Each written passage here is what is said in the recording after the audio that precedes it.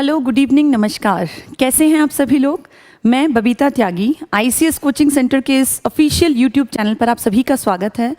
और जैसा कि आप जानते हैं, जब तब टाइम मिलता है मैं कुछ इंपॉर्टेंट टॉपिक्स जो बहुत इंपॉर्टेंट है किसी भी गवर्नमेंट जॉब के एग्ज़ाम के लिए, जैसे ही बन पड़ता है मैं वैसे ही कोशिश करती हूँ कि कोई एक ऐसा इंपॉर्टेंट टॉपिक उठा के स्टूडेंट्स को करा दूँ कि अगर वो कहीं किताब से उस टॉपिक को पढ़ें तो उन्हें दिक्कत ना आए। आज एक बहुत इंपॉर्टेंट टॉपिक मैंने उठाया है जिसका नाम आप देख पा रहे होंगे, संविधान सभा है, कॉन्स्टिट्यूशनल असेंबली। बहुत इंपॉर्टेंट है और किसी भी स्टूडेंट को अगर गवर्नमेंट जॉब में कहीं भी किसी भी डिपार्टमेंट का एग्ज़ाम देना है तो उसको पॉलिटिक्स की एक बेसिक समझ होना, एक जानकारी होना, ये ज़रूरी है। और ये मान के चलिएगा कि जितने भी एग्ज़ाम्स आप देंगे उन सब में कहीं ना कहीं कोई ना कोई क्वेश्चन पॉलिटिकल साइंस का, चाहे वो राष्ट्रपति, प्रधानमंत्री या इस टाइप के टॉपिक से उठे, या फिर पहला अगर टॉपिक देखें स्टार्टिंग का तो वो होता है संविधान सभा, कॉन्स्टिट्यूशनल असेंबली। आज वर्ल्ड का सबसे बड़ा लोकतंत्र भारत, वर्ल्ड की दूसरी बड़ी जनसंख्या के हम स्वामी हैं और क्षेत्रफल में 7वां ये देश है। इतना बड़ा देश, इतना बड़ा ये मान लीजिए पॉपुलेशन में सेकंड हम लोग हैं चाइना के बाद। उतने बड़े सिस्टम को रन करने का अगर देखा जाए तो एक बहुत बड़ी जिम्मेदारी है इस देश की सरकार पर। और वो सरकार इसीलिए कामयाब हो पाती हैं, ये सिस्टम इसीलिए रन कर पाते हैं क्योंकि उन सब के सामने एक लिखित में, आइडियल रूप में हमारा कॉन्स्टिट्यूशनल असेंबली का एक बहुत बड़ा गिफ्ट है, जैसे हम कहते हैं कॉन्स्टिट्यूशन ऑफ इंडिया, भारत का संविधान। तो आइए जानते हैं कॉन्स्टिट्यूशनल असेंबली ने कब कब क्या क्या इंपॉर्टेंट डिसीजंस लिए, क्या कुछ ऐसे खासे काम किए जिसके कारण वर्ल्ड के सबसे बड़े लोकतंत्र के स्वामी भारत में मैं और आप इतनी बड़ी व्यवस्था के अंग बने हुए हैं और बहुत अच्छे सलीके से, तरीके से इतना बड़ा सिस्टम। आप इमेजिन कीजिए 10 लोगों के परिवार को चलाना भी कितना मुश्किल है, 10 लोगों को इकट्ठे बांध के रखना भी कितना मुश्किल है। और इस सिस्टम, इस संविधान को कहीं ना कहीं हमें नमन करना चाहिए उन लोगों को जिन्होंने इस संविधान को लिखा, जो आज तक इस देश को एक बढ़िया तरीके से, सलीके से चलाने में सक्षम है। राजनीति अगर ढंग से देखें, अगर बात करें कि देश को अच्छे ढंग से चलाने की, तो राजनीति को फॉलो करना चाहिए संविधान में लिखित बातों को। कभी कभी गड़बड़ियाँ होती हैं जिनके चलते कुछ गड़बड़ियाँ देखी जाती हैं, पर बाकी देखें तो सिस्टम को बहुत अच्छे तरीके से स्मूथ चलाने के लिए संविधान एक बेसिक नीड है किसी भी कंट्री के लिए। इंडिया में कॉन्स्टिट्यूशन में, संविधान सभा में मैंने कुछ आंकड़े आप देख पा रहे हैं लिखे हुए हैं। मैं इन सबको बहुत तरीके से, बहुत सलीके से एक्सप्लेन करूंगी। आप सुन लीजिएगा, सुन के 2-4 बार में ही ये चीज़ें आपको याद हो जाएंगी। फिर किसी भी किताब को उठा के पढ़ेंगे तो आपको चीज़ें लगभग याद मिलेंगी। देखिए, जब इंडिया से अंग्रेज जाने वाले थे, सेकेंड वर्ल्ड वॉर का खात्मा हुआ 1945 में, अंग्रेज़ों की समझ में आ गया कि अब इंडिया पे लंबे टाइम तक हम राज नहीं कर पाएंगे। ऐसा नहीं है कि इंडिया ने सिर्फ क्रांति करके ऐसा उनको मजबूर किया, कहीं ना कहीं एक बड़ा कारण था। सेकेंड वर्ल्ड वॉर में पूरे दुनिया की जितनी बड़ी बड़ी ताकतें थी, चाहे वो अमेरिका था, ब्रिटेन था, रशिया, फ्रांस या कोई भी कंट्री थी, उसकी ताकत इतनी नहीं रह गई थी कि वो इंडिया या आसपास की कंट्रीज़ पर जो उन लोगों की एक कमांड बनी हुई थी, उनका एक राज चल रहा था, इसको लॉन्ग रन तक चला पाते। इसीलिए उन्होंने डिसाइड किया अपने फ़ायदे के लिए, अपने भविष्य को देखते हुए, कि कल को जब इंडिया क्रांति करेगा तो ब्रिटिश ईस्ट इंडिया कंपनी, जो पहले तो कंपनी थी, बाद में महारानी ब्रिटेन के अंडर आ गया था हमारा राजकाज, क्राउन का शासन था, वो समझ गए थे कि अब इंडियंस को लंबे टाइम तक अपने अंडर रखना इम्पॉसिबल है। इसीलिए जैसे ही सेकेंड वर्ल्ड वॉर खत्म हुआ, इंडिया की आज़ादी का रास्ता काफ़ी हद तक साफ नज़र आने लगा। अंग्रेज़ यहाँ से जाने से पहले एक मिशन यहाँ पर भेजते हैं जिसका नाम है कैबिनेट मिशन। उस कैबिनेट मिशन ने हमें रिकमेंड किया कि इंडिया के लिए एक इंडियंस को मिलकर एक कॉन्स्टिट्यूशनल असेंबली बना लेनी चाहिए, एक संविधान सभा का गठन कर लेना चाहिए। और उनकी उस बात को मानते हुए हमने इंडिया में एक कॉन्स्टिट्यूशनल असेंबली का गठन किया, एक संविधान सभा का गठन किया। अब देखिए, आंकड़ों पे आते हैं। जब संविधान सभा चुनी गई तो इसमें उस टाइम पर आज़ादी के लगभग इर्द गिर्द में भारत की जनसंख्या लगभग 40 करोड़ के आसपास थी, 40 करोड़, जो आज हम कहते हैं ना 125 करोड़ की बात करते हैं। आज़ादी के हेरफेर में हमारे देश की जनसंख्या लगभग 40 करोड़ थी। और उस टाइम डिसाइड किया गया कि 10 लाख लोगों पर एक सीट बनेगी, लगभग 10 लाख पर एक सीट। तो उस कायदे से देखें तो 400 के इर्द गिर्द का आंकड़ा था, 389, ये एग्जैक्ट वो सीटों का नंबर है जिसके लिए संविधान सभा जो है जानी जाती है, 389। ये 389 कैसे बनी और कैसे कैसे इसकी सीटें बटी हुई हैं, पहले मैं आपको थोड़ा सा बता देती हूँ, उसके बाद आंकड़े समझना आसान रहेगा। देखिए, अंग्रेज जब इंडिया को छोड़ के जा रहे थे ना, तो हमारे इंडिया के दो हिस्से थे। इंडिया के अंदर ही, मैं पाकिस्तान की बात नहीं कर रही हूँ, इंडिया के अंदर दो तरह की व्यवस्था चल रही थी। एक था अंग्रेज भारत, या जिसको हम कहते हैं ब्रिटिश भारत। इसको ब्रिटिश इसीलिए कहते हैं क्योंकि ये डायरेक्ट ब्रिटेन के अंडर था, महारानी ब्रिटेन या क्राउन के शासन के अधीन था। इंडिया का एक ऐसा हिस्सा भी था जो महारानी ब्रिटेन के डायरेक्ट अंडर नहीं था, लेकिन वो महारानी ब्रिटेन को ही अपना हेड मानते थे और टैक्सेस पे किया करते थे। ऐसी रियासतों को आप सब लोगों ने सुना होगा, देसी रियासतें कहलाती थी। तो जब अंग्रेज यहाँ से जाने वाले हैं, प्लानिंग चल रही है कॉन्स्टिट्यूशन बनाने की, तो दो तरह का भारत दिख रहा है। एक वो जिस पर सीधे राज कर रही है महारानी ब्रिटेन, और एक वो भारत जिस पर डायरेक्ट महारानी ब्रिटेन नहीं राज कर रही, वो देशी रियासतें हैं वो भी महारानी के ही अंडर।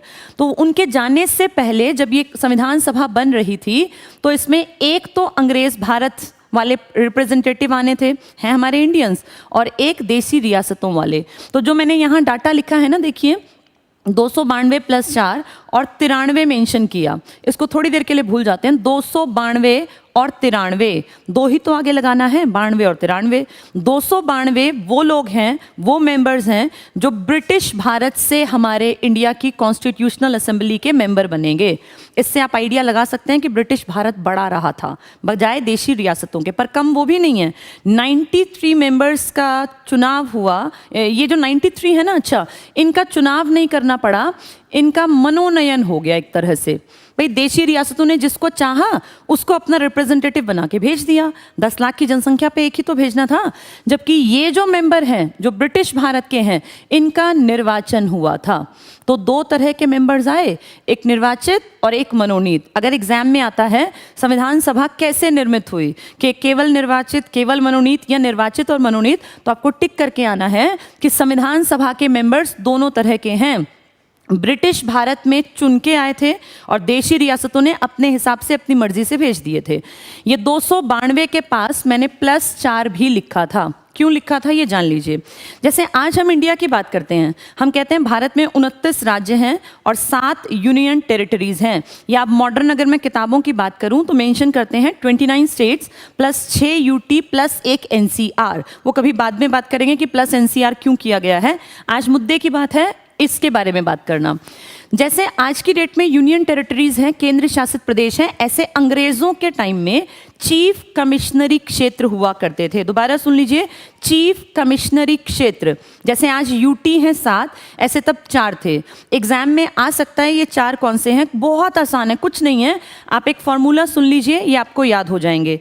ये फॉर्मूला जो मैं बता रही हूँ ये है ABCD। सभी लोगों को ABCD आता ही है। ABCD 4 जगहों के नाम हैं। जैसे आज यूनियन टेरिटरीज है ना, दिल्ली है, चंडीगढ़ है, अंडमान निकोबार है, लक्षद्वीप है, ऐसे ही इस टाइम के 4 क्षेत्र थे ABCD। ABCD का मतलब है, A का मतलब है यहाँ पर BCD, चारों का कुछ ना कुछ मतलब है। A का मतलब है अजमेर। अजमेर जो आज राजस्थान में इंपॉर्टेंट शहर है ना, वही है ये ए, अजमेर।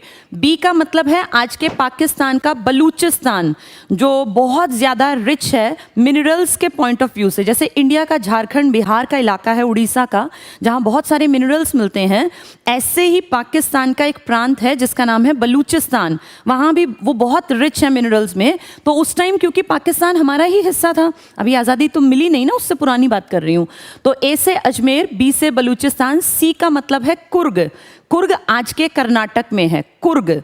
और डी का मतलब है दिल्ली। तो 4 कमिश्नरी क्षेत्र उस टाइम पर। ए मतलब अजमेर, बी मतलब बलूचिस्तान पाकिस्तान वाला, सी मतलब कर्नाटक का कुर्ग, और डी मतलब दिल्ली। ये 4 मेंबर आए हैं कमिश्नरी के। 292 मेंबर आए हैं अंग्रेज भारत, ब्रिटिश भारत के, और 93 मेंबर मनोनयन के द्वारा बिना इलेक्शन के मनमर्जी से भेजे हैं देशी रियासतों ने। आई होप ये आपकी समझ में आ गया होगा बहुत बच्चों को ये बात क्लियर नहीं होती, वो इसमें रट्टे मारते रहते हैं, 292, 93 प्लस 4, कुछ नहीं है। 292 अंग्रेज भारत, 4 उस टाइम की यूटी की तरह कमिश्नरी क्षेत्र, जिनमें से ABCD फॉर्मूला हो गया, और 93 देशी राजाओं ने, देशी रियासतों ने अपने मेंबर चुन के नहीं भेजे, मनोनयन से। ठीक है, ये टॉपिक हुआ कंप्लीट। बहुत इंपॉर्टेंट है, बहुत बार लोग इसमें कंफ्यूजन में रहते हैं, जबकि है कुछ नहीं, बहुत आसान है। अगली बात पे आते हैं। इनकी पहली बैठक होती है, और बैठक इनकी होती है, जैसे ये इलेक्शन जो हुआ था ना, ये जुलाई की घटना है, और पहली बैठक आप देख पा रहे हैं 9 दिसंबर 1946 में, दिसंबर में पहली बैठक है। और इसमें टोटल मेंबर मैंने अभी लिखा 389। यहां देखो, पहली बैठक में सिर्फ 207 मेंबर प्रेजेंट हैं। हड्डी जितनी है उससे बस एक फालतू, 206 तो हड्डी है ना शरीर में, 207। और टोटल इन 389 में 15 महिलाएं भी हैं। महिलाओं में भी पूरी नहीं पहुंची हैं, केवल 9 महिलाएं आपको दिखेंगी। एग्जाम में आ सकता है, टोटल मेंबर पूछेंगे तो 389 के बाद पूछेंगे 389 में महिलाएं कितनी, तो 15। लेकिन पहले में प्रेजेंट हुए सिर्फ 207, जिनमें से 9 महिलाएं थी। 15 टोटल हैं, आई हैं सिर्फ 9।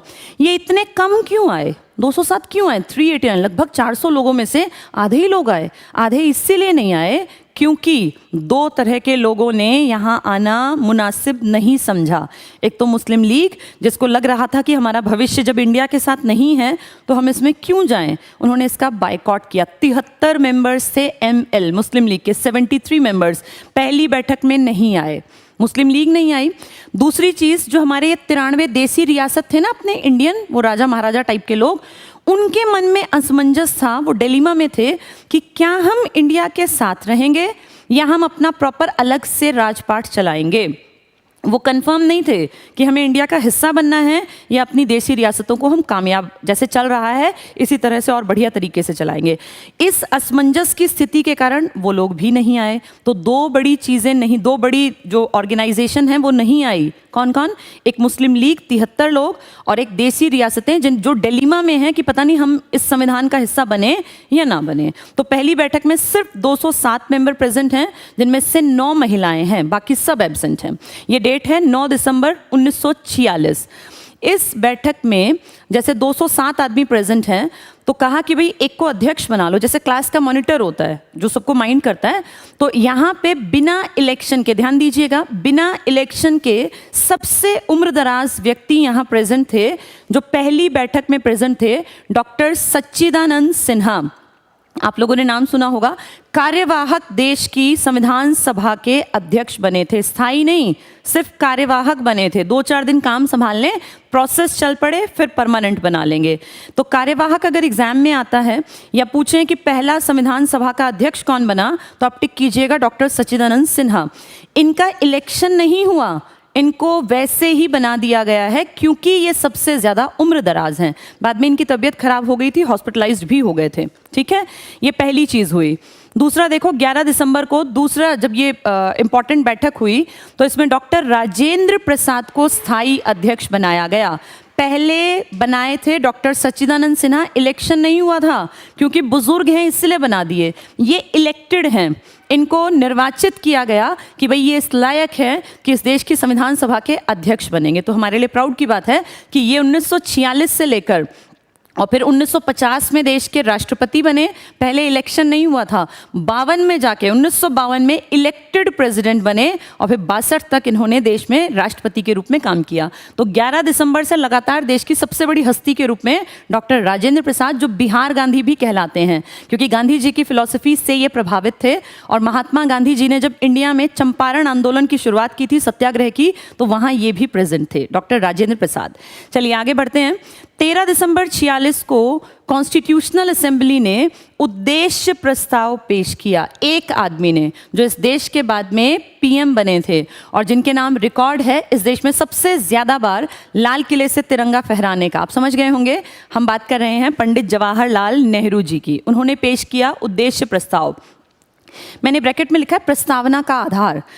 बच्चों, आप सभी लोग जो पढ़ रहे हैं जानते होंगे, 2 शब्द हम लोग बहुत यूज़ करते हैं।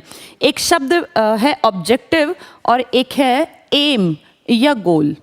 थोड़ा सा समझिएगा, ये आप लोगों की लाइफ से भी जुड़ी बात है। एक होता है ऑब्जेक्टिव और एक होता है हमारा गोल, या इसे हम कहते हैं एम।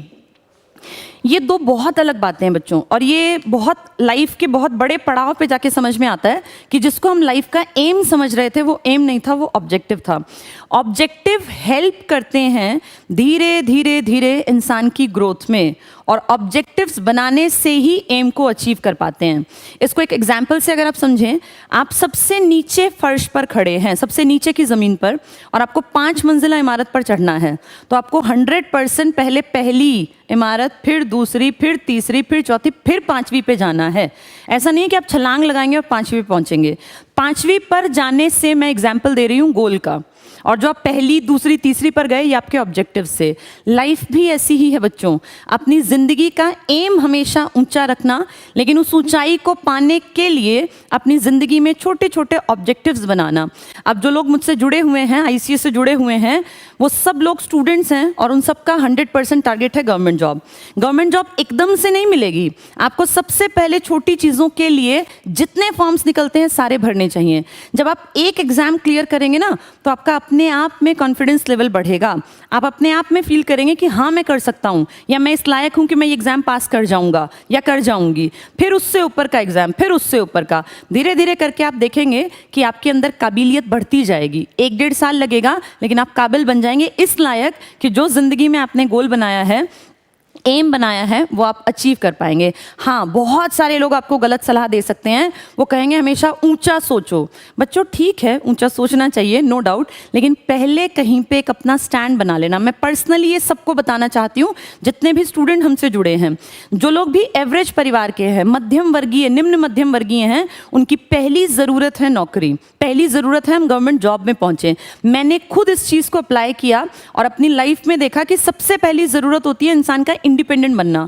जो लोग 20 से 25 साल में इंडिपेंडेंट बन जाएंगे ना, उनके लिए रास्ते बहुत ज़्यादा खुलेंगे। और जो लोग बैठे बैठे 27, 28, 30, 35 के हो जाएंगे कि ऊंचा ऊंचा ऊंचा, उन्हें कुछ नहीं मिलना। पहले कहीं एक जगह स्टैंड बनाओ, फिर उससे आगे बढ़ो, फिर उससे और आगे बढ़ो। लाइफ बहुत लंबी है, लेकिन उसको अच्छा जीवन जीने के लिए आपको स्टेप बाय स्टेप आगे बढ़ना पड़ेगा। ठीक है, चलिए आगे बढ़ते हैं। हम पहुंचे थे 13 दिसंबर पर उद्देश्य प्रस्ताव। तो नेहरू जी ने 13 दिसंबर 46 को उद्देश्य प्रस्ताव पेश किया। अब इस उद्देश्य प्रस्ताव को चाहते तो उसी दिन पारित करवा लेते, लेकिन बीच में अंबेडकर जी आए। अंबेडकर जी जो बहुत बड़े सभी लोग जानते हैं संविधान के जनक हैं, और संविधान लिखने में सबसे बड़ा रोल जो प्ले किया है वो अंबेडकर जी ने किया है। बहुत महान व्यक्तित्व के स्वामी थे BR अंबेडकर जी, आगे बात करेंगे। उन्होंने कहा कि उद्देश्य प्रस्ताव तब तक हम लोग पारित नहीं करेंगे जब तक कि ये क्लियर ना हो कि मुस्लिम लीग के कितने मेंबर इसमें आना चाहते हैं और क्या देशी रियासतें इसमें नहीं आना चाहती। यानी हम थोड़े से लोग इसको पारित नहीं करेंगे, और यही कारण है कि ये पेश तो हुआ 13 दिसंबर को, लेकिन ये पारित हुआ 22 जनवरी 47 को। ये इंपॉर्टेंट है बच्चों, एग्जाम में आ सकता है। पेश किसने किया था? पंडित जवाहरलाल नेहरू ने। पारित करना था पूरी संविधान सभा को, पारित कर सकते थे उसी दिन, लेकिन अंबेडकर जी ने कहा कि हम वेट करेंगे, संविधान सभा में मुस्लिम लीग के मेंबर आने चाहिए और जो अपनी देशी रियासतें हैं वो आना चाहती हैं कि नहीं। तो इसलिए पारित करने में 22 जनवरी 47 तक का टाइम पकड़ा। अगला मैंने लिखा है डॉक्टर अंबेडकर। अभी मैं कह ही रही थी महान व्यक्तित्व के स्वामी। महान इसलिए कह रही हूँ बच्चों क्योंकि जिस कंडीशन में ये जन्मे थे, इनको पढ़ोगे जब तुम, तो तुम्हें पता चलेगा कि आज भी उतना हम इमेजिन नहीं कर पाते हैं कि कितनी खराब परिस्थितियों से निकलकर इस इंसान ने ऊंचाइयों को छुआ है। ये बहुत बड़ी बात होती है, और कभी भी किसी भी इंसान की बुराई करने से पहले उसके संघर्ष को जान लेना चाहिए। कितना संघर्ष किया होगा डॉक्टर भीमराव अंबेडकर ने कि इंडिया की कॉन्स्टिट्यूशनल असेंबली ने सबसे बड़ी जो समिति बनी थी, प्रारूप समिति, उसका अध्यक्ष इन्हें बनाया। कितनी बड़ी बात है, कितनी लायकियत इस इंसान ने अपने अंदर काबिलियत पैदा की। और उस टाइम पर, उस दौर में जब इस देश में शूद्रों के साथ बहुत ही निम्नतर व्यवहार करती थी जनता, आम जनता। देखिए, डॉक्टर अंबेडकर को कहा जनक, हम सब जानते हैं फादर ऑफ इंडियन कॉन्स्टिट्यूशन। एक बहुत बड़े आदमी हैं KV राव, इन्होंने कहा सिर्फ जनक मत कहो, ये जनक होने के साथ साथ जननी भी हैं, मदर ऑफ इंडियन कॉन्स्टिट्यूशन। वैसे मैं बता दूं, mother of Indian constitution England का, ब्रिटेन का संविधान कहलाता है। लेकिन एक आदमी का ये सोचना था KV राव जी का कि सिर्फ जनक ना कहकर इस महान व्यक्तित्व के स्वामी को जननी का भी दर्जा, माँ का दर्जा भी मिलना चाहिए। तो बहुत बड़ी बात है, बहुत बड़ी हस्ती रहे हैं अंबेडकर जी और बहुत कुछ इन्होंने बेस तैयार कर दिया, जिस कारण आज समाज में कुछ हद तक उत्थान हो गया है जिनके लिए ये चाहते थे। चलिए आगे बढ़ते हैं। मैंने लिखा है बी एन राव। अच्छा, अंबेडकर जी के बारे में एक दो बातें खास जान लीजिए, बहुत सारी किताबें नहीं बताती हैं, किताबों में लिखा नहीं है अंबेडकर जी के बारे में कुछ ऐसी चीज़ें, कुछ ऐसे फैक्ट जो एग्जाम में आ सकते हैं। बी आर अंबेडकर जी का जन्म हुआ था एक बेहद गरीब परिवार में, महार जाति में जन्मे थे। उस टाइम पर उस जाति को लोग हीन दृष्टि से देखते थे। बहुत ज़्यादा होनहार थे, पढ़ लिख कर काबिलियत इकट्ठी की और पढ़ने के लिए, बैरिस्ट्री पढ़ने के लिए विदेश गए, लंदन गए, इंग्लैंड ब्रिटेन से बैरिस्ट्री पढ़कर वापस आए। अंबेडकर जी को जब पता चला कि इलेक्शन और ये सब चीज़ें चल रही हैं तो इन्होंने इलेक्शन में हिस्सा लिया।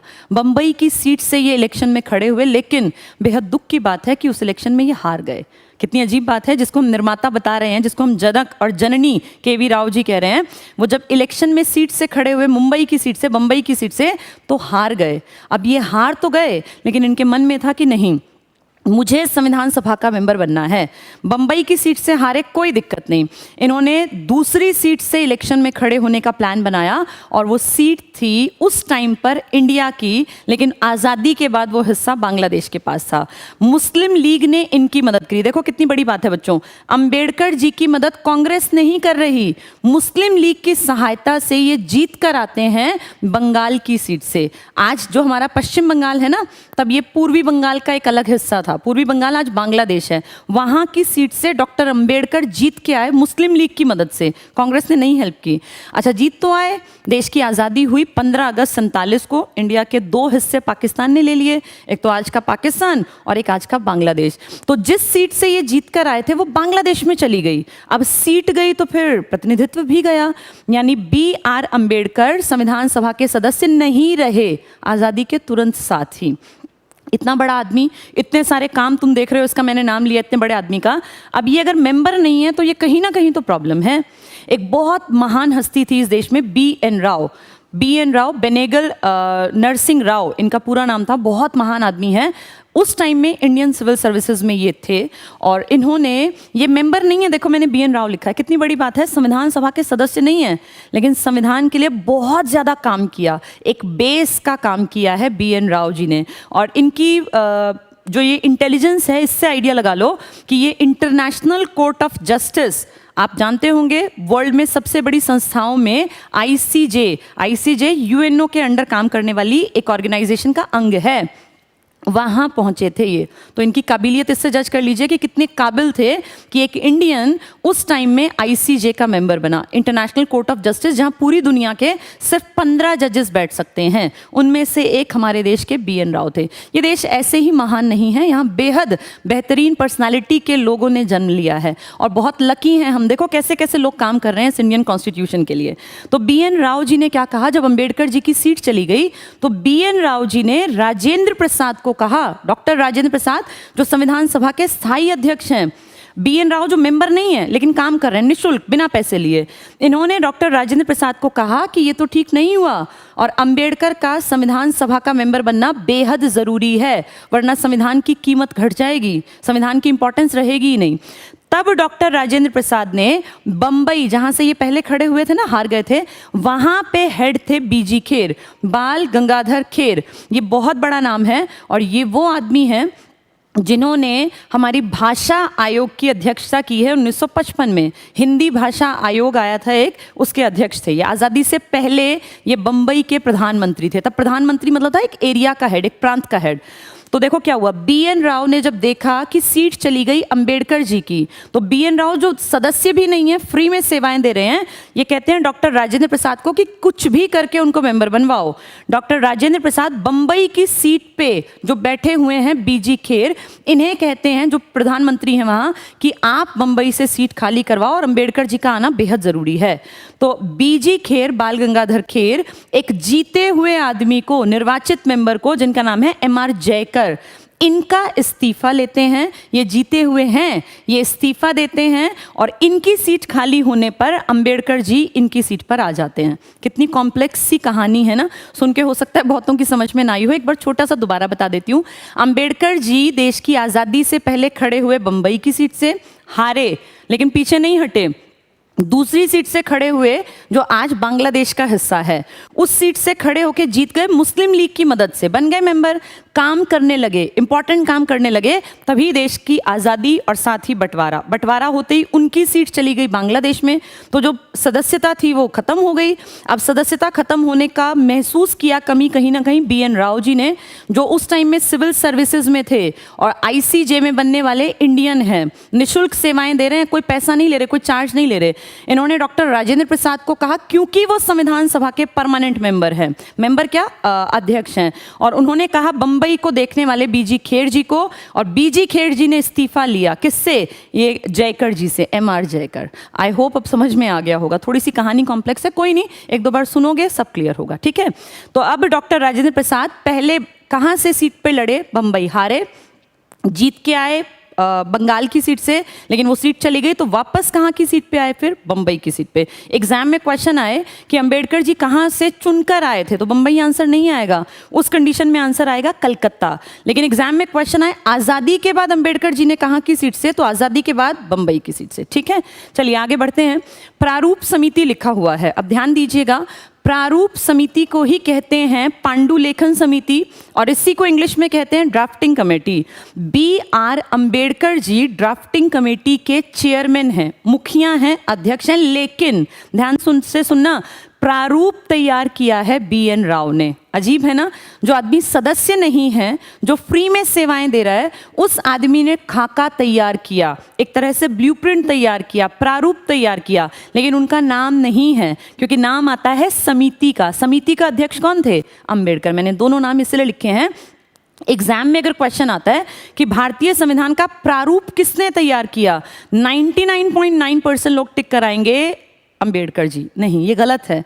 प्रारूप मेन बेस का काम किया था BN राव जी ने, उसके ऊपर डिस्कशन के लिए प्रारूप समिति बनाई गई, जिसके अध्यक्ष बनाए गए डॉक्टर BR अंबेडकर। सबसे बड़ी कमेटी थी, 7 मेंबर्स थे इस कमेटी में। देखिए मैंने लिखा है BN राव जी के नीचे निःशुल्क, फ्री ऑफ कॉस्ट सर्विसेज दी थी। 29 अगस्त 1947 को प्रारूप समिति बनी थी, आज़ादी के कुछ दिन बाद 29 अगस्त को, और इसमें कितने मेंबर्स थे, 7। कुल अधिवेशन देखिए, जब ये अधिवेशन मतलब सेशंस हो रहे थे, सेशंस होते, लोग बैठते, बातचीत करते, भाई क्या लिखे संविधान में, ऐसा क्या करें कि देश की जनता आराम से जीवन को जी पाए, भविष्य में हमें ज़्यादा इसको बदलना ना पड़े। इसके लिए 11 सेशंस किए गए, +1 मैंने इसीलिए लिखा है क्योंकि 24 जनवरी 1950 को, जिस दिन संविधान सभा की अंतिम बैठक थी, उस दिन को भी कंसीडर किया जाता है अधिवेशन के रूप में। तो कुल मिलाकर कितने हो गए, 12। अगर 11, 13, 18, 10 हो तो टिक करके आना 11। अगर 11 और 12 दोनों दिए हों तो आप 12 टिक कर सकते हैं, क्योंकि 24 जनवरी की अंतिम बैठक को भी अधिवेशन मान लिया जाता है। नेक्स्ट मैंने लिखा है 26 नवंबर 1949।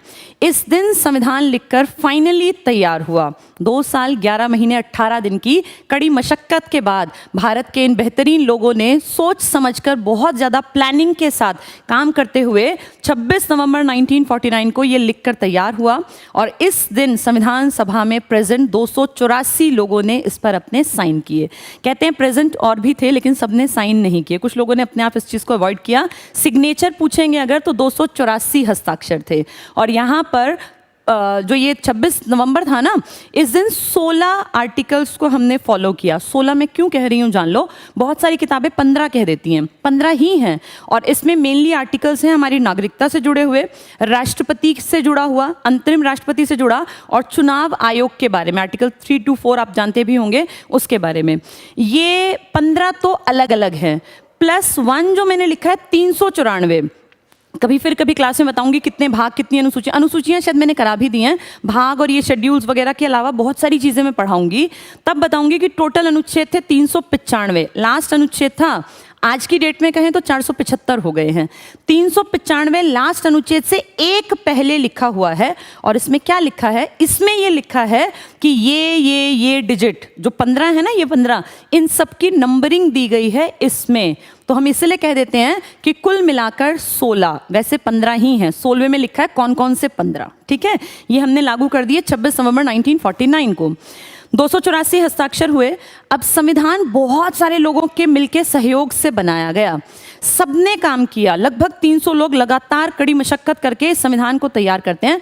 फिर मुद्दा उठता है कि इसको लिखेगा कौन, क्योंकि ये इच्छा थी इन सबकी कि ये हैंडराइटिंग में लिखा जाए और कोई एक आदमी बहुत बेहतरीन लिखने वाला जो कैलीग्राफी में मास्टर हो। एक होती है हैंडराइटिंग, एक होती है कैलीग्राफी। हैंडराइटिंग तो नॉर्मल जो आप लिखते हैं, कैलीग्राफी में थोड़ा स्टाइलिश कर्व्स के साथ लिखा जाता है। तो एक आदमी थे, 2 लोगों के मैं नाम लेने जा रही हूँ। किताबें बहुत कम बताती हैं, थोड़ा आप सर्च करेंगे तो मिल जाएगा विकिपीडिया और इन सब पर। 2 आदमी हैं, एक का नाम है नंदलाल बोस और एक बहुत बहुत बहुत बड़े कैलीग्राफी में जिनका बहुत ऊंचा नाम था उस टाइम में, उनका नाम था प्रेम बिहारी नारायण रायजादा। ये एक ही नाम है, प्रेम बिहारी नारायण रायजादा। इनके पेरेंट्स तो बहुत जल्दी एक्सपायर हो गए थे। इनके दादा ने इनको पाल पोस के बड़ा किया और इनके खानदान में सभी लोगों का शौक था। राइटिंग बहुत सुंदर थी, बहुत ही सुंदर स्टाइल में लिखते थे। कहते हैं जब ये संविधान का पूरा काम हो गया तो पंडित जवाहरलाल नेहरू जी पर्सनल जाके मिले प्रेम बिहारी नारायण रायजादा जी से, और उन्होंने कहा कि आपको संविधान लिखना है तो क्या आप अपनी सेवाएं देंगे, और अगर देंगे तो बता दीजिए चार्ज कितना लेंगे। तो बहुत बड़ी बात कही प्रेम बिहारी जी ने। इन्होंने कहा भगवान का दिया मेरे पास सब कुछ है और देश के लिए इतना अगर मैं कर पाऊंगा तो मैं अपने आप को बड़ा लकी मानूंगा, लेकिन मेरी एक शर्त है, मैं पैसा कोई नहीं लूंगा, मुझे कुछ नहीं चाहिए, लेकिन कॉन्स्टिट्यूशन की, संविधान की किताब के हर एक पेज पर नीचे मेरा नाम होगा, बस ये मेरी इच्छा है। और लास्ट वाले पेज पर मेरा और मेरे दादाजी का भी नाम होगा, जिन्होंने मुझे इस लायक बनाया कि आज मैं भारत का संविधान लिखने लायक बना हूँ। तो ये नेहरू जी जो हैं, ये तो कोई प्रॉब्लम की बात भी नहीं थी। एक आदमी अगर मेहनत कर रहा है तो मेहनत के कम से कम पैसे भी नहीं ले रहा है तो नाम तो लिखवाया ही जा सकता है। इसीलिए नेहरू जी राजी हो गए और हर एक पेज के नीचे उन्होंने अपना नाम लिखा।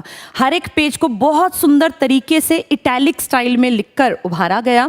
रनिंग इटैलिक स्टाइल है हमारे कॉन्स्टिट्यूशन का, और मूल संविधान अंग्रेजी में लिखा गया था।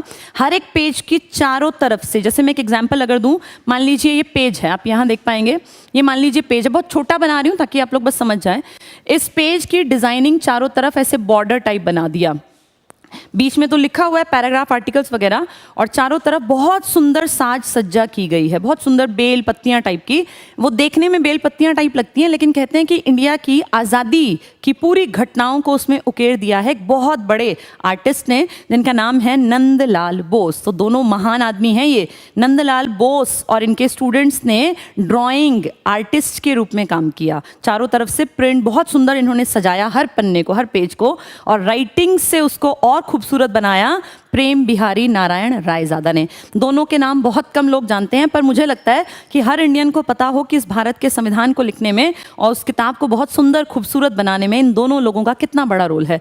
माना कि सबने काम किया, नो डाउट सबकी मेहनत बहुत ज़्यादा थी, पर लास्ट में एक ही आदमी ने, कहते हैं वो निब भी, अगर आप चाहेंगे तो आप विकिपीडिया वगैरह पे सर्च कीजिएगा, निब जो थी वो भी कोई खास टाइप की निब वो यूज़ किया करते थे कि सारा फ्लो एक जैसा रहे। तो बहुत खूबसूरत संविधान लिखा गया, और वर्ल्ड के सबसे सुंदर संविधानों में जैसे दक्षिण अफ्रीका का संविधान आता है, ऐसे ही हमारा भी संविधान आता है। आशा करती हूँ ये सारी चीज़ें आप लोगों को समझ में आ गई होंगी। ठीक है, एक 5 मिनट की क्विक रिवीजन लेते हैं। इंडिया में कैबिनेट मिशन के कहने पर संविधान सभा का गठन हुआ, 389 मेंबर्स का चुनाव हुआ। इस चुनाव में 389 का आंकड़ा कैसे याद रखना है, पहले 292, उसके नीचे 93, और 292 वाले में 4 चीफ कमिश्नरी क्षेत्र, formula ABCD, Ajmer, B Balochistan, C से कुर्ग, D से दिल्ली। ये 4 चीफ कमिश्नरी आज के यूटी टाइप के 292 जो ब्रिटिश भारत, जिन पर डायरेक्ट महारानी ब्रिटेन का राज था, वहां से इलेक्शन के थ्रू भेजे गए, और 93 देशी रियासतें कोई इलेक्शन नहीं, मनोनयन के साथ आए। पहली बैठक हुई 9 दिसंबर 1946 को। न तो मुस्लिम लीग के 73 मेंबर आए और ना ही देशी रियासतों के 93, तो अपने आप घट गए मेंबर्स। 15 महिलाएं कुल इसमें थी 389 में, जिनमें से सिर्फ 9 पहुंची थी। तो पहली बैठक में 9 महिलाएं थी, कुल मिलाकर मेंबर्स थे 207। 11 दिसंबर को, पहली बैठक तो 9 दिसंबर की थी, इसमें डॉक्टर सच्चिदानंद सिन्हा जी को अध्यक्ष बना दिया। उम्र दराज होने के कारण इलेक्टेड नहीं थे वो। 11 तारीख को स्थायी अध्यक्ष बनाया डॉक्टर राजेंद्र प्रसाद को। 13 तारीख को पंडित नेहरू ने उद्देश्य प्रस्ताव रखा, पारित नहीं किया, क्योंकि अंबेडकर जी जैसे लोगों ने कहा कि पहले दोनों को क्लियर हो जाने दो, मुस्लिम लीग वाले कितने आना चाहते हैं और देशी रियासतें कितना, इसीलिए पारित करते करते अगला महीना आ गया 22 जनवरी 1947। देखिए मैंने लिखा भी हुआ है, ये पारित किया गया। डॉक्टर अंबेडकर जो इलेक्शन में खड़े हुए थे, पहले बंबई की सीट से हारे, मुस्लिम लीग की मदद से आज के बांग्लादेश, तब पूर्वी पाकिस्तान भी नहीं था, तब तो भारत ही था, पूर्वी बंगाल का हिस्सा मान लीजिए, जीत कर आए। देश का डिवीजन हुआ, पूर्वी पाकिस्तान अलग हो गया, सीट चली गई, मेंबरशिप गई। तब किसने कहा? BN राव, जो उस टाइम में सिविल सर्वेंट थे, उन्होंने कहा कि इनकी सीट पक्की करनी पड़ेगी क्योंकि इनका योगदान बहुत ज़्यादा होने वाला है। उन्होंने ये बात कही स्थायी अध्यक्ष यानी डॉक्टर राजेंद्र प्रसाद को। राजेंद्र प्रसाद ने ये बात आगे बढ़ाई और जो बंबई के हेड थे, मुखिया थे, जिनका नाम क्या था? BG खेर, बाल गंगाधर खेर, उन्होंने अपने यहाँ पर एक आदमी थे जयकर करके, देखिए लिखा है MR जयकर, इन्हें हटाया, इनका इस्तीफा लिया और इनकी सीट पर अंबेडकर जी वापस आए। प्रारूप समिति, प्रारूप का काम किया है, जो फ्री में सेवाएं दे रहे हैं BN राव ने, लेकिन प्रारूप के ऊपर फिर डिस्कशन के लिए प्रारूप समिति बनी और इस प्रारूप समिति को बनाया गया अगस्त 1947 में। ये मैंने लिखा है 29 अगस्त 1947। इसमें सबसे बड़ी समिति में 7 मेंबर्स हैं, जिसके मुखिया हैं डॉक्टर भीमराव अंबेडकर जी। कुल अधिवेशन 11 थे, अंतिम बैठक को भी अधिवेशन कंसीडर कर लेते हैं, इसलिए 11+1 लिख दिया है। 284 लोगों ने इस पर हस्ताक्षर किए और ये 284 लोग प्रेजेंट थे जिस दिन ये संविधान लिखकर तैयार हुआ। फाइनली वो डेट थी 26 नवंबर 1949 और इसी दिन को हम संविधान दिवस या विधि दिवस के रूप में भी मनाते हैं, ठीक है। और 2 लोग जिनका बेहतरीन काम है, एक नंदलाल बोस जी जो आर्टिस्ट थे, बहुत सुंदर ड्राइंग्स उन्होंने करके हर एक पन्ने को बहुत खूबसूरत जो है उकेर के बाहर लेकर आए, और एक बहुत बहुत बड़े आदमी जिन्होंने एक भी रुपया नहीं लिया, सिर्फ अपना नाम लिखने की शर्त रखी थी पंडित नेहरू के सामने, जिनका नाम है प्रेम बिहारी नारायण रायजादा। तो ये है हमारे कॉन्स्टिट्यूशन का एक बेस। जो लोग इसको किताब से पढ़ेंगे उन्हें सारी चीज़ें क्लियर हो जाएंगी, ठीक है। आज इतना ही पढ़ लेते हैं, फिर जब भी टाइम मिलेगा, आजकल में या जब भी मिलेगा टाइम, मैं एक आधी क्लास और ले लूँगी ताकि इनसे जुड़े कुछ इंपॉर्टेंट फैक्ट फिर से करा दूँ। गुड नाइट बच्चों, अच्छे ढंग से तैयारी करते रहो, कामयाबी ज़रूर मिलेगी। जो लोग मेहनत करते हैं, भगवान, किस्मत, समाज सब उनका साथ देता है। All the best.